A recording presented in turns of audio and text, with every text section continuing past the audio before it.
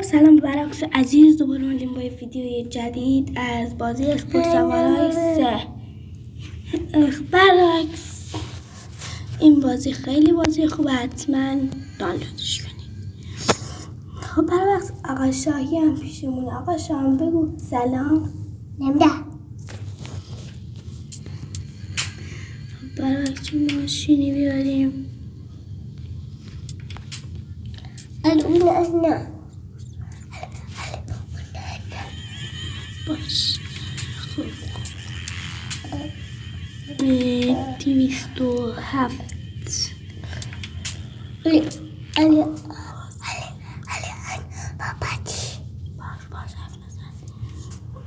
هورانا پانامورا نجات خوب نبود. 207 پانامورا نه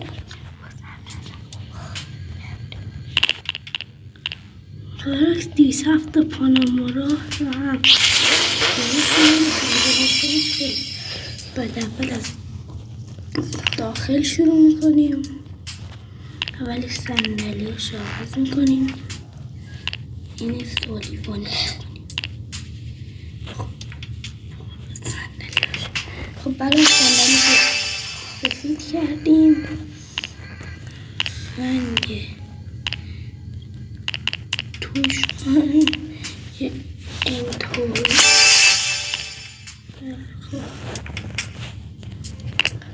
خب بس نه هم درست و خوب. بریم رنگ کنار داری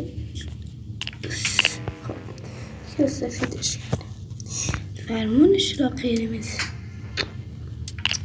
فرمان دیستافای قرمز جایید اومده. خب نور کنار مانیتور رو هم بذاریم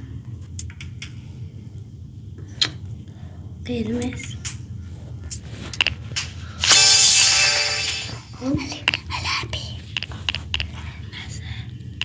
خب این بانده. خب برعکس اینجا رو یه ویدیو رو براتون کات کنم تا آخر بازی و ماشین رو ببینید. خب برعکس ماشین رو درست کردم، حالا بریم که با هم دیگه ببینیمش. یه 207 هم داشتیم که خوب بعد این کیلومترش رو کاش عوض می‌کردم.